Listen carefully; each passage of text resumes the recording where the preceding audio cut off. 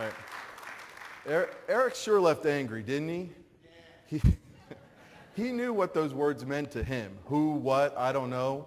But he couldn't understand what I was trying to tell him. He couldn't grasp that I was using them in a completely different context. He was confused, and confusion turns to frustration, and frustration often turns to anger. That's what it must have been like for the religious leaders back in Jesus' day. Here was a man who spoke like an authoritative teacher, but then he did and said things that were contrary to their most cherished traditions of law. They saw him as breaking the law. They couldn't see that he was, in fact, fulfilling the law in a far greater way than they ever imagined. Things haven't changed all that much in 2,000 years. Many people, believers and unbelievers, still struggle with the idea of the law versus grace.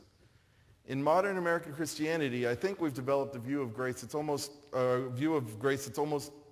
patronizing to the Old Testament. We say, "Oh, I'm under grace. I'm no longer under the law."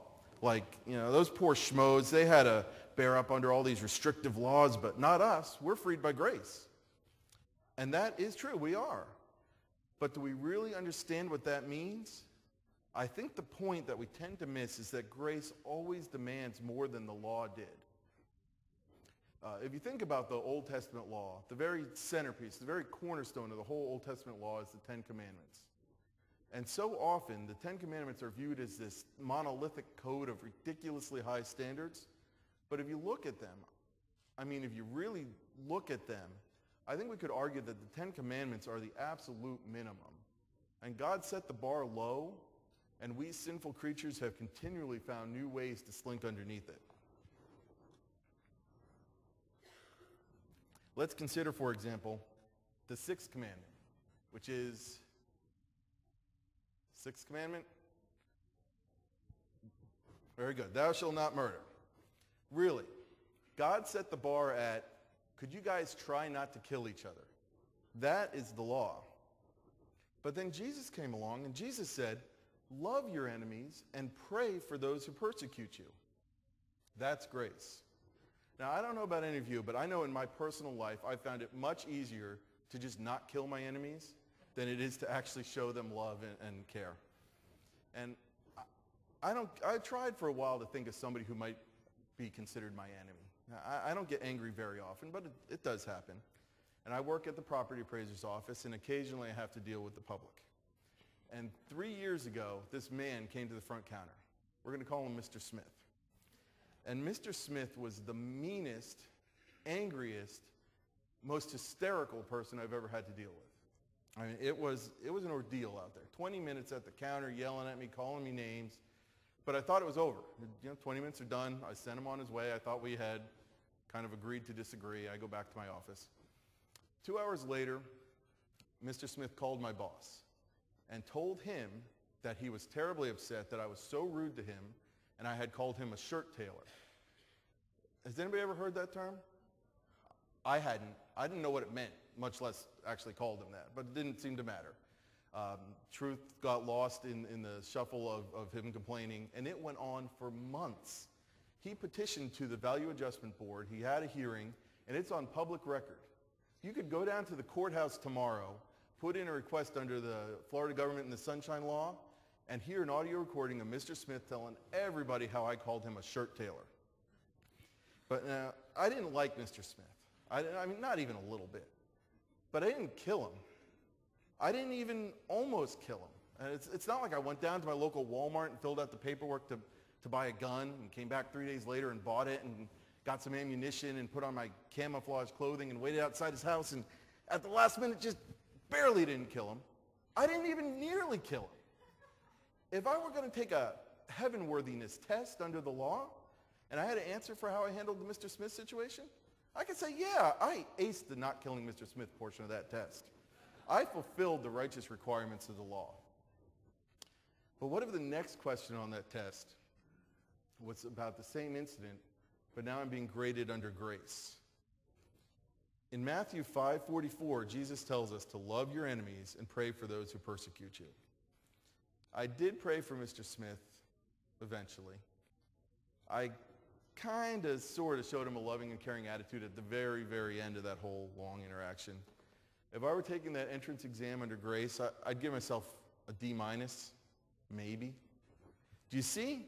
Do you see? It would take a lot of effort to kill my enemy. You have to take action. You have to try to break the law. Not loving your enemy, that doesn't take any effort at all. I mean, I don't mean to brag, but I personally could not love my enemy while simultaneously watching TV, talking on the phone, and flipping pancakes. It is that easy to not love your enemy.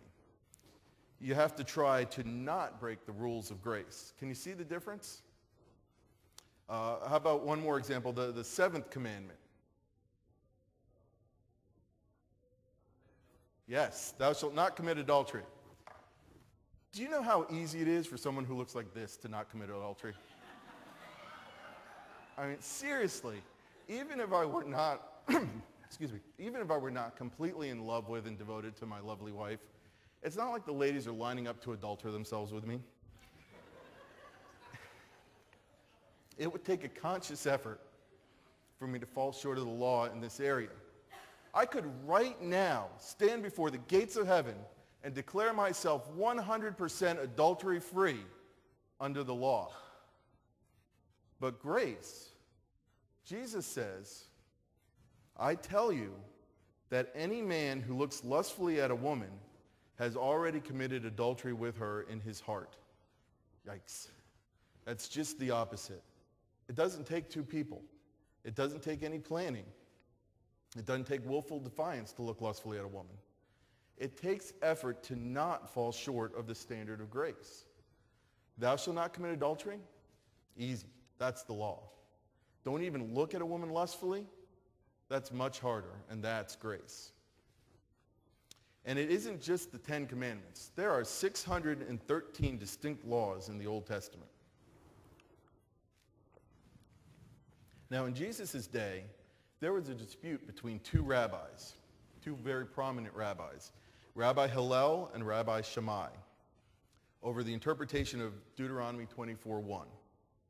The law says that a man could divorce his wife if she becomes displeasing to him because he finds something indecent about her.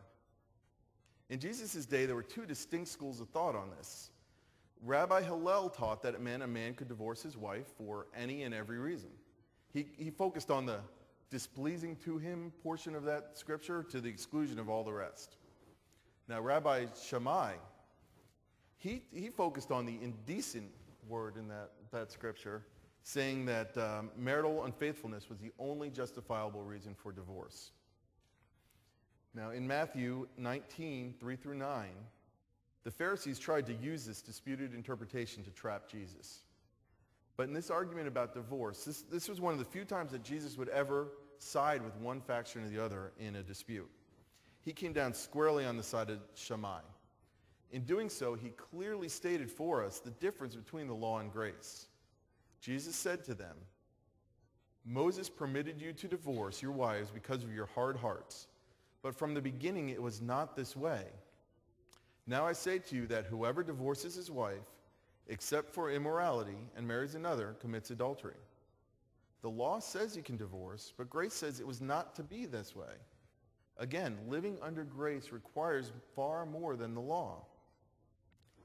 Now, some of the Old Testament laws have direct correlations like that Jesus explicitly gave for us in the New Testament, but some are less clear. Deuteronomy 23:13, for example, says, you must have a spade among your other equipment, and when you relieve yourself outside, you must dig a hole with the spade and then turn and cover your excrement. If Jesus ever gave us a grace equivalent of that Old Testament commandment, it isn't recorded for us. But he did make it clear in Matthew, here in our text, that he did not come to abolish the law. So we know that Old Testament law has not passed away. And we know now that grace requires more than the law. So if the New Testament doesn't make our obligation under grace clear, what are we to do? In order to answer that question, we need to understand the nature of the particular Old Testament law. And there are two distinct types of laws in the Old Testament, specific and paradigmatic.